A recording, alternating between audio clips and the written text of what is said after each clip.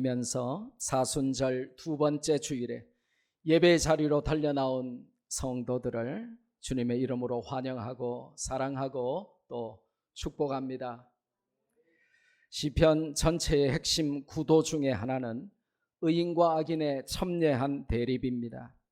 말씀대로 살아가려는 하나님의 언약 백성들과 말씀에 반하여 의인을 핍박하며 하나님께 대적하고 세상의 인기와 권력과 물질을 따라 살아가려는 하나님을 모르는 악한 자들이 성경에는 수없이 대조되며 등장합니다. 다윗과 골리앗의 대결이 단 한 번이 아니라 끊임없이 등장하는 것이죠. 오늘 본문인 시편 141편에도 악인과 대조되는 의인의 모습을 강조하면서 참된 성도의 모습을 5가지 특징으로 알려줍니다. 크리스천 리더십 특강이라고 보시면 정확합니다. 보잘것없는 목동이었던 다윗이 하나님의 은혜를 입어 이스라엘의 전무후무한 왕이 되었던 리더십 요소는 무엇이었을까요? 오늘도 진리의 성경 말씀을 통해 은혜의 깨달음을 얻고 변화와 성장을 결단하는 시간이 되기를 주님의 이름으로 축복합니다. 참된 성도는 어떤 특징이 있습니까? 평범한 자를 비범하게 만드는 리더십 요소, 그 비결은 무엇인가요? 첫째로 다윗은 기도의 사람이었습니다. 혹시 목이 많이 쉰 목사님들을 본 적이 있습니까?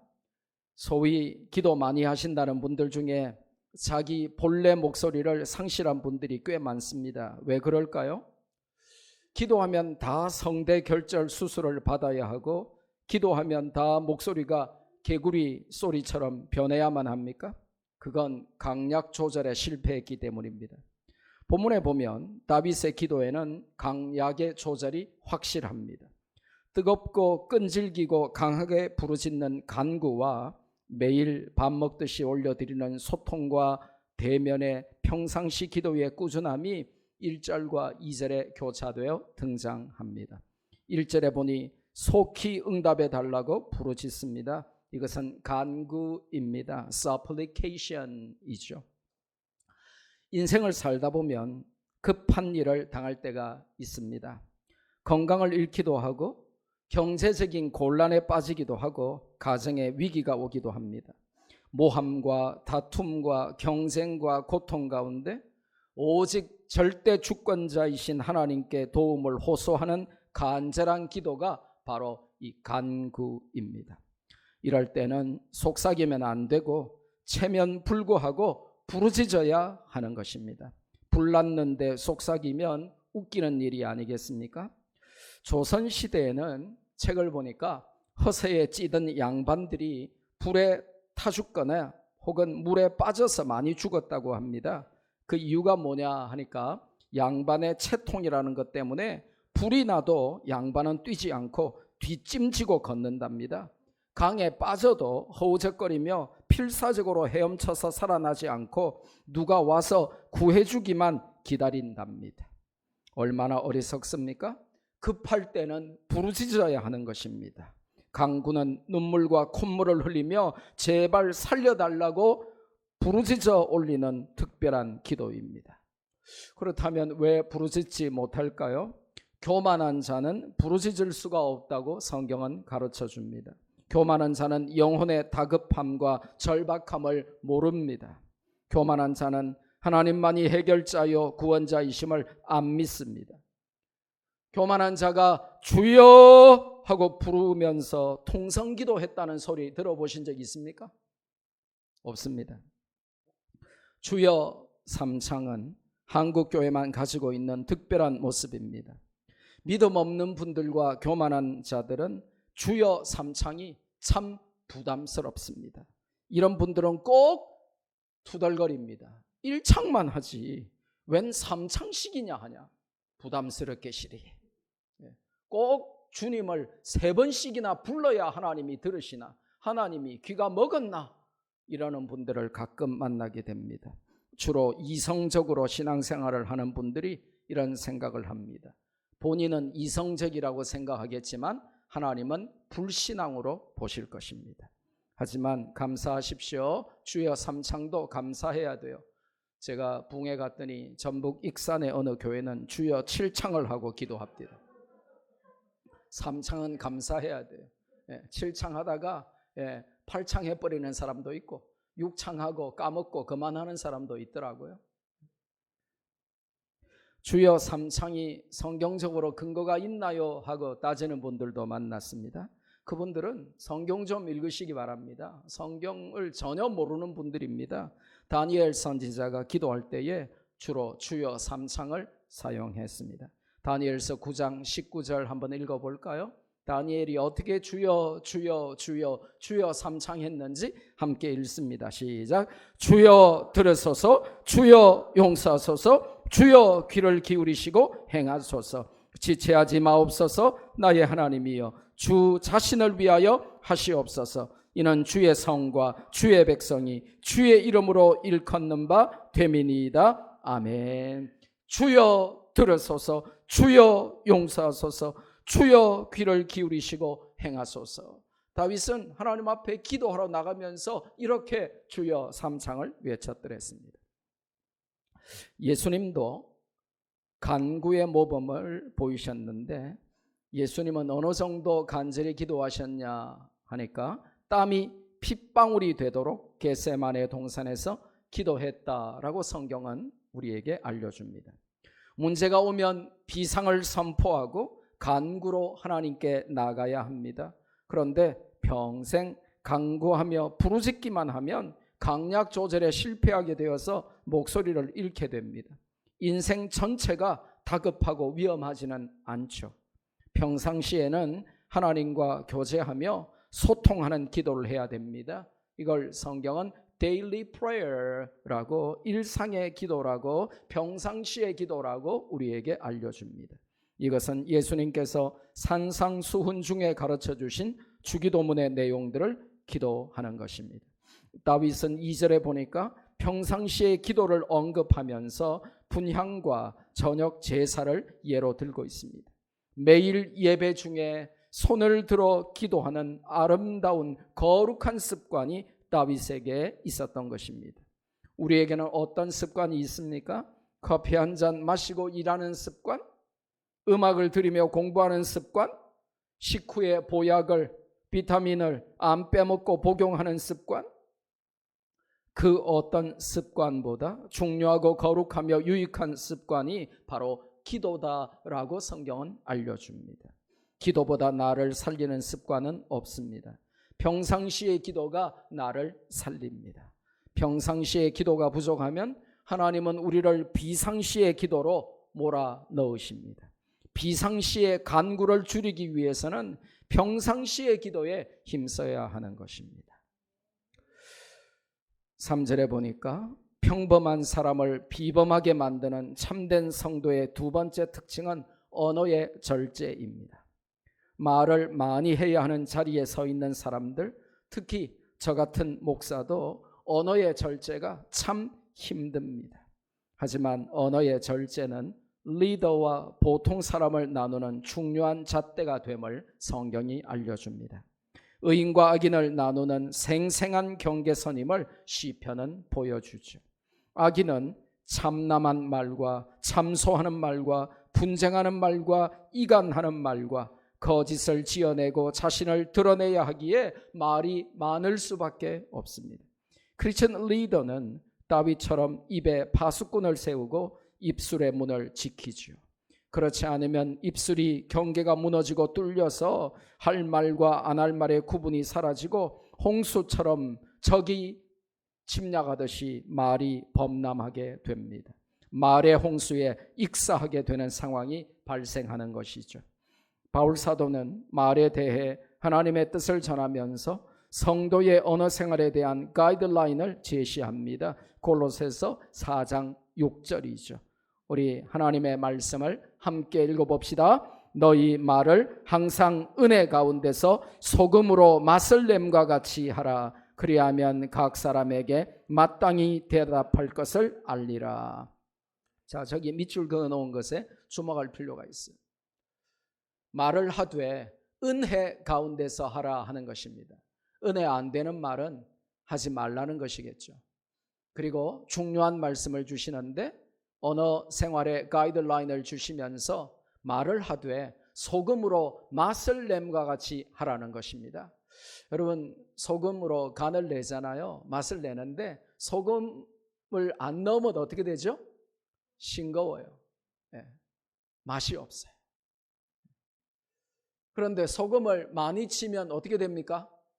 짜서 못 먹습니다.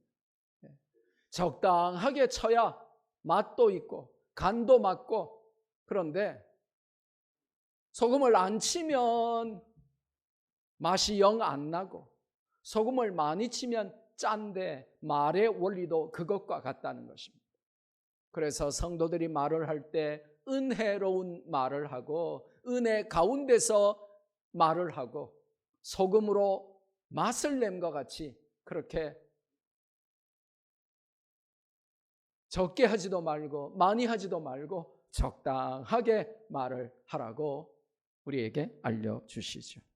야고보서 3장은 집중적으로 말에 관하여 우리에게 성경의 원리를 제시하시는데 야고보서 3장 2절 그리고 6절에서 8절 말씀을 함께 읽습니다. 시작. 우리가 다 실수가 많으니 만일 말에 실수가 없는 자라면 곧 온전한 사람이라. 능히 온 몸도 굴레 씌우리라. 혀는 곧 불이요 불의의 세계라. 혀는 우리 지체 중에서 온몸을 더럽히고 삶의 수레바퀴를 불사르나니 그 사르는 것이 지옥불에서 나느니라. 여러 종류의 짐승과 새와 벌레와 바다의 생물은 다 사람이 길들일 수 있고 길들여 왔거니와 혀는 능히 길들일 사람이 없나니 쉬지 아니하는 악이요 죽이는 독이 가득한 것이라. 아멘. 말에 실수가 없는 자면 온전한 사람이라 하시고, 다른 모든 것은 길들일 수 있는데 혀를 길들일 사람이 없다고 말씀하시면서 이 혀를 절제하는 것이 온전한 성도가 되는 지름길이다, 비결이다 하고 알려주십니다. 그래서 본문에서 다윗은 혀를 길들이고자 기도하고 있습니다. 내 입에 파수꾼을 세워주십시오 라고 기도합니다. 내 입술의 문을 지켜달라고 기도합니다. Oh God, set a guard over my mouth. 내 입에 보초를 좀 세워주세요. 경비병을 세워서 말의 출입을 엄격하게 통제해 주세요. 그는 그렇게 기도하고 있는 것입니다. 잠언을 읽다가 참 놀라운 말씀을 발견했어요. 잠언 25장 15절 말씀인데요. 같이 한번 읽습니다. 시작. 오래 참으면 관원도 설득할 수 있나니 부드러운 혀는 뼈를 꺾느니라. 저기에 아주 아이러니가 등장하죠. 대전제가 등장해요. 무슨 말입니까? 가장 설득 안 되는 인간이 누구라는 겁니까? 가장 말이 안 통하고 설득이 안 되는 사람들이 누구라는 겁니까? 공무원, 관원. 예. 그런데 오래 참으면 관원도 설득할 수 있나니 다음에 나오는 말씀이 정말 촌철살인 위대한 한마디입니다. 신의 한 수, 하나님의 놀라운 말씀을 우리에게 주세요.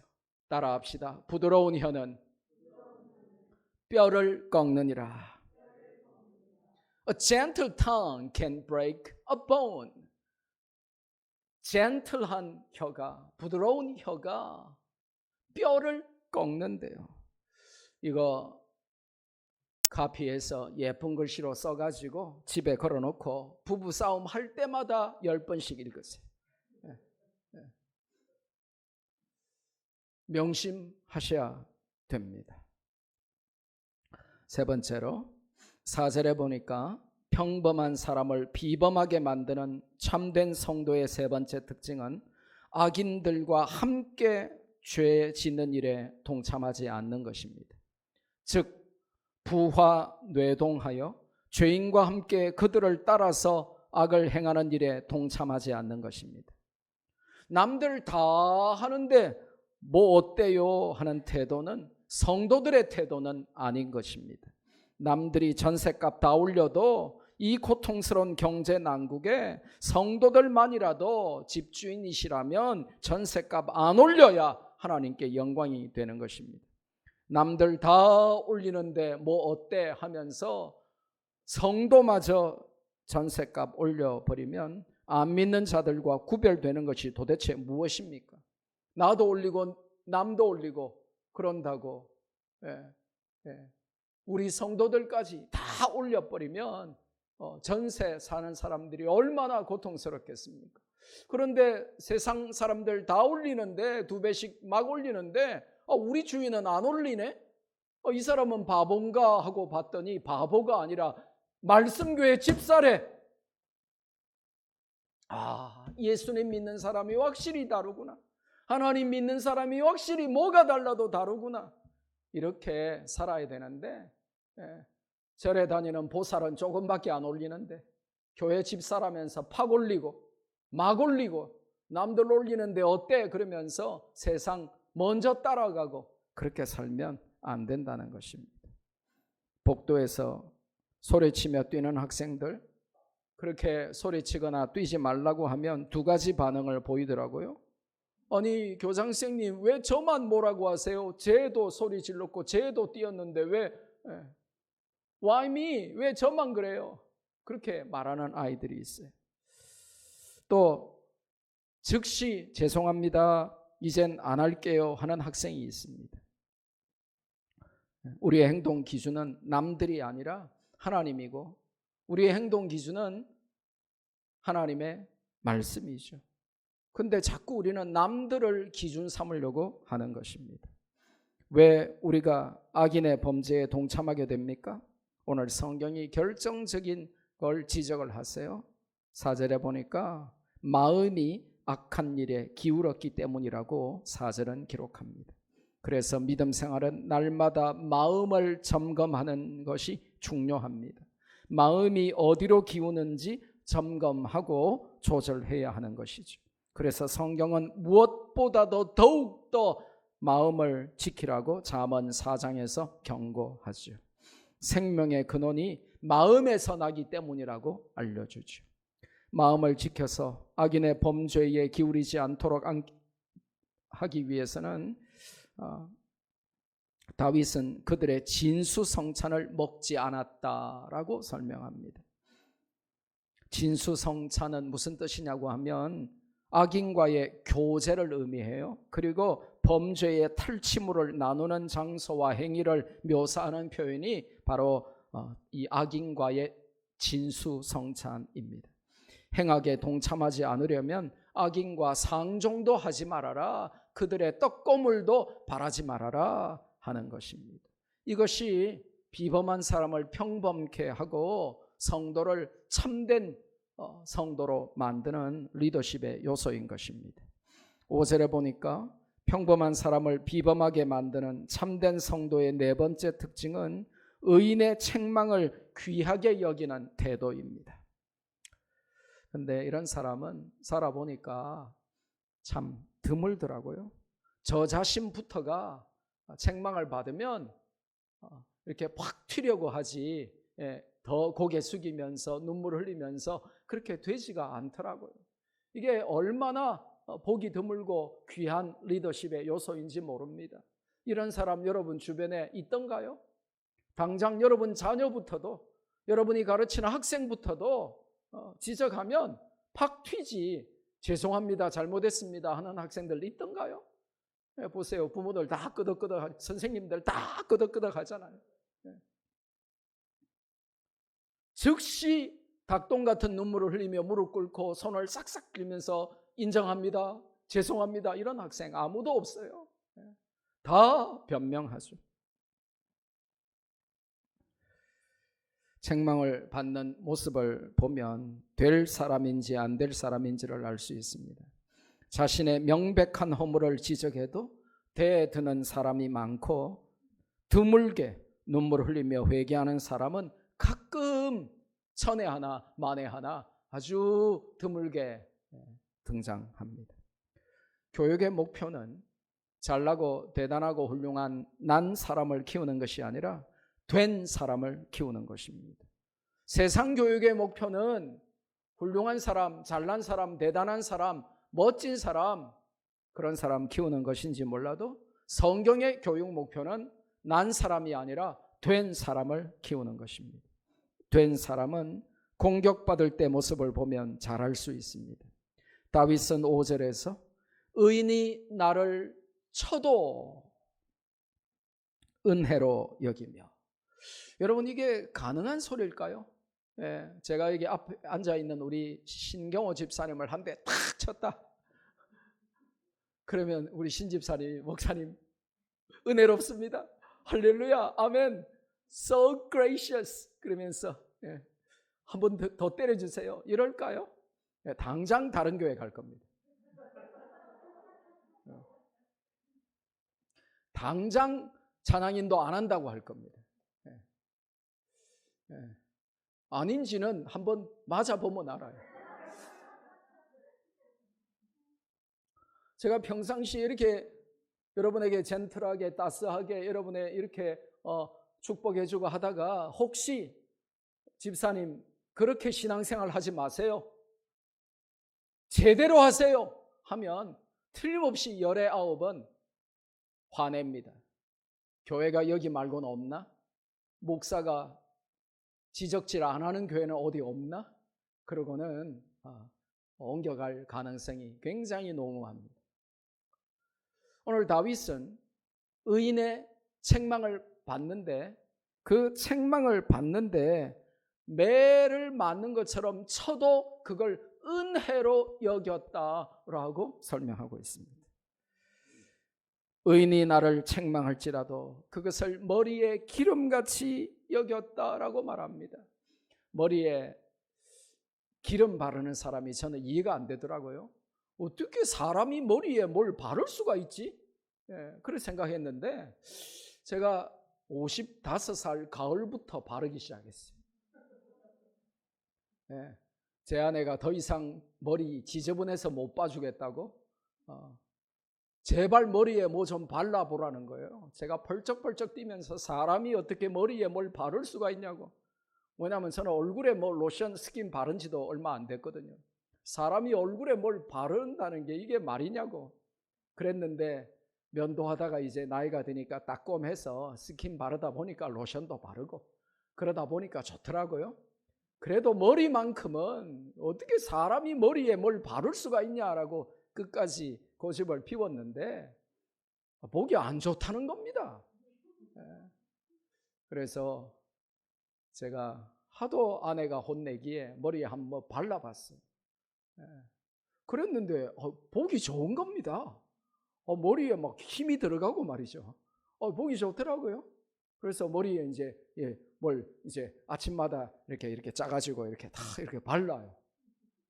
바르니까 일단 기분부터 좋더라고요. 근데 다윗이 뭐라고 말합니까? 의인이 책망하는 게 내가 머리에 바르는 기름 같다. 좋게 여긴다는 것입니다. 환영한다는 것입니다. 뿐만 아니라 의인의 책망을 거절하지도 않는다라고 말합니다. 그리고 자기를 그렇게 책망하는 의인의 재앙 가운데 그들이 재난을 당할 때 내가 그를 위하여 오히려 기도까지 해주겠다라고 다윗은 설명하고 있습니다. 우리는 불완전한 인간이기에 언제든지 오류의 가능성이 있고 실수와 범죄에 가깝게 지냅니다. 그때에 하나님의 사람들이 믿음으로 책망하면 우리는 어떤 태도를 보여야 하는지 다윗이 알려주면서 그것을 귀하게 받고 달게 받아야 한다라고 설명합니다. 그래야 산다는 것입니다. 반응력이 실력이고 반응력이 믿음인 것이죠. 실제로 다윗은 밧세바를 범하고 그 남편 우리아를 살인 교사한 것에 대해서 하나님의 사람 나단 선지자에게 책망을 받았을 때에 어떤 반응을 보였습니까? 어디 감히 왕에게 와서 지금 지적질이야? 하고 당장 목을 쳐라 하지 않았습니다. 하옥하라 하지 않았습니다. 사무엘하 12장에 보면 나단 선지자 앞에 무릎 꿇고 즉시 죄를 인정하고 참회하였고 하나님도 또한 즉시 용서하셨습니다. 이 사무엘하 12장의 이 히브리어 문법의 구조를 보면 마치 작전 짠 것처럼 즉시 회개하고 하나님은 즉시 용서하십니다. 참 놀랍죠. 다윗이 그때 참회하면서 지은 시가 시편 51편입니다.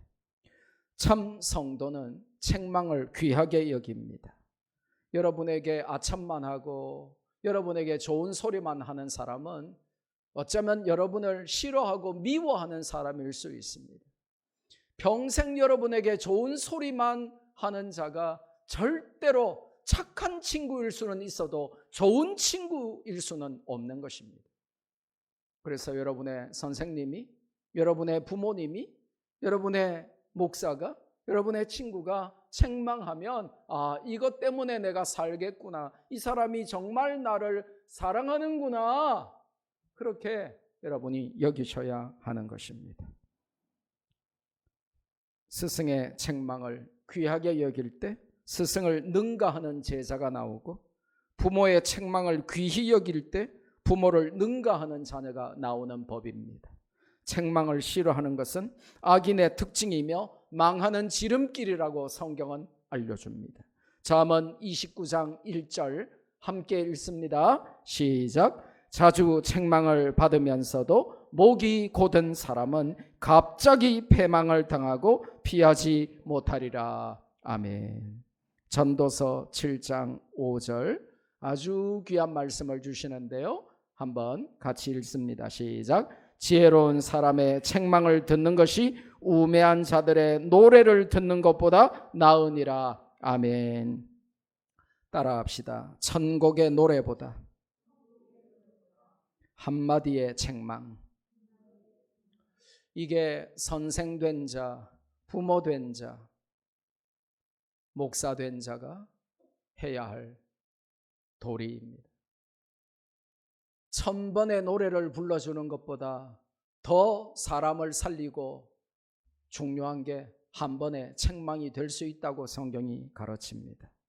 노래보다 나은 책망으로 우매자를 깨우치는 것이 교육이며, 참된 교육은 하나님의 말씀을 통해서만 가능한 것이죠. 마지막으로 7절에서 10절에 보니까 평범한 사람을 비범하게 만드는 참된 성도의 5번째 특징은 어떤 상황에서도 하나님만을 신뢰하는 믿음입니다. 할렐루야. 믿음이라는 것이 액세서리처럼 붙였다 뗐다 할 수 있는 것이 아닙니다. 다윗은 왕이 되어서도 어떤 경우에든지 믿음을 최우선 가치로 두었습니다. 정치인들이, 또 정치인 지망생들이 좋아한다는 마키아벨리의 군주론, The Prince, 이 군주론에 보면 이런 대목이 나옵니다. 귀 기울여 잘 들어보세요.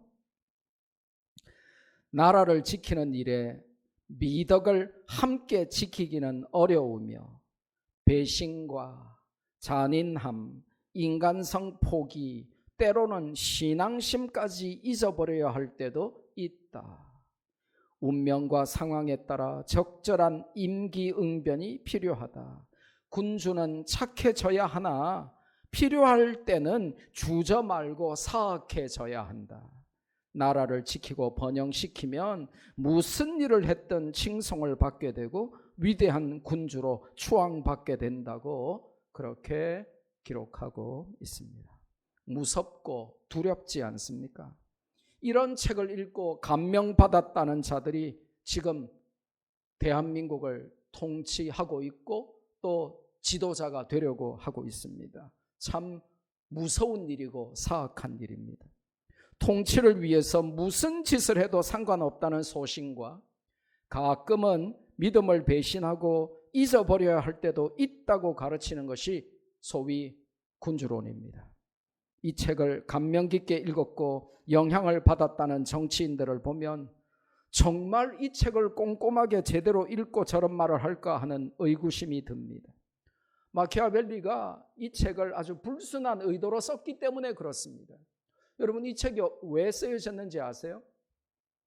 마키아벨리가 출세하기 위해서 그 당시에 이탈리아의 피렌체의 군주에게 발탁되기를 원했어요. 그런데 이 피렌체의 군주가 메디치가 그를 발탁을 안 해주는 겁니다. 이 메디치 가문은 그 당시에 피렌체의 통치자였어요. 그리고 4명의 교황을 배출한 가문이고 또 르네상스를 후원했던 이탈리아 최고의 명문 가문이 이 메디치 가문입니다. 그래서 지금도 여러분이 메디치를 쳐보면 엄청난 이탈리아 최고의 가문입니다. 그런데 그 당시에 이 마키아벨리가 메디치 가문의 눈에 띄어서 발탁되고 싶어서 그 메디치에게 올렸던 헌정했던 책이 바로 이 군주론 The Prince입니다. 이걸 읽고 제발 좀 나를 발탁해서 당신의 모사로 좀 써달라, 이런 불순한 의도로 기록을 했는데 참 아이러니하게도 철저하게 무시를 당하고 결국은 이 마키아벨리는 메디치 가문의 선택을 받지 못합니다. 그리고 그가 죽고 나서 이 책이 출판이 돼요. 그리고는 이 책이 유명해졌습니다.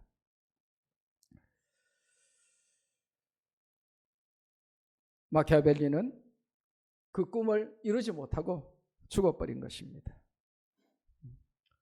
군주의 마음에 들기 위해서 그 군주에게 당신이 정치적인 목적으로 뭘 하기만 한다면 양심도 버리고 잔인해져도 되고 폭력성을 띄워도 되고 특별히 당신이 믿는 하나님 잠깐 잊어버리고 주머니에 집어넣어버리고 신앙심도 잊고 정치해라. 정치판에 무슨 하나님이냐. 이렇게 아주 몰입의 계략을 제안했던 것입니다.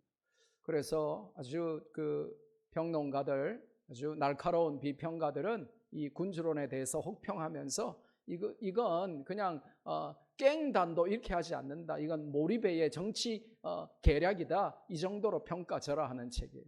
그런데 이걸 읽고 감명받았다고 이렇게 정치하겠다고 나서는 정치 지망생 청년들이 있으니 참 대한민국의 미래가 어떻게 되겠냐 하는 것입니다. 정치하면 신앙을 다 잊어버리고 정치하면 하나님 몰라도 없어도 된다는 것입니까? 그렇게 잘 믿던 하나님, 정치하는 동안 몇 년 동안은 하나님 있고 양심도 있고 그렇게 살아도 된다는 말입니까? 다윗은 어떤 경우에도 하나님을 배신하지 않고 어떤 상황이 와도 하나님 최우선주의로 살겠노라고 오늘 본문의 다짐의 다짐을 거듭합니다. 이것이 그를 위대한 왕으로 이끈 영적 리더십이었습니다. 여러분, 다윗의 인생을 한번 보세요. 그의 인생의 위기가 참 많았습니다. 7절에 보니까 해골이 무덤 입구에 다다랐을 때도 있고 9절에 보니까 악인들이 쳐놓은 올무와 함정들이 그의 앞에 무수히 놓여 있었습니다. 왕이 되는 과정도 험난했고 죽음의 위기가 많았지만 왕이 되고 나서도 다윗의 인생이 평탄하지만은 않았습니다. 하지만 그는 최악의 상황에서도 믿음의 원칙을 버리지 않았습니다.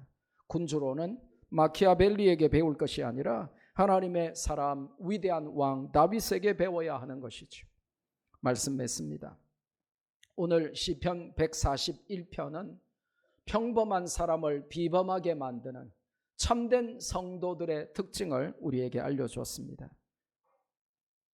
기도하며 언어에 절제하고 행악에 동참치 않고 의인의 책망을 귀하게 여기며 어떤 상황에서도 믿음을 저버리지 않고 하나님을 신뢰하는 믿음이 참된 성도의 특징이며 그것들이 평범한 자들을 비범한 자로 만드는 비결임을 알고 오늘도 진리의 성경 말씀대로 믿고 살아가는 말씀교회 성도들 되시기를 주님의 이름으로 축복합니다.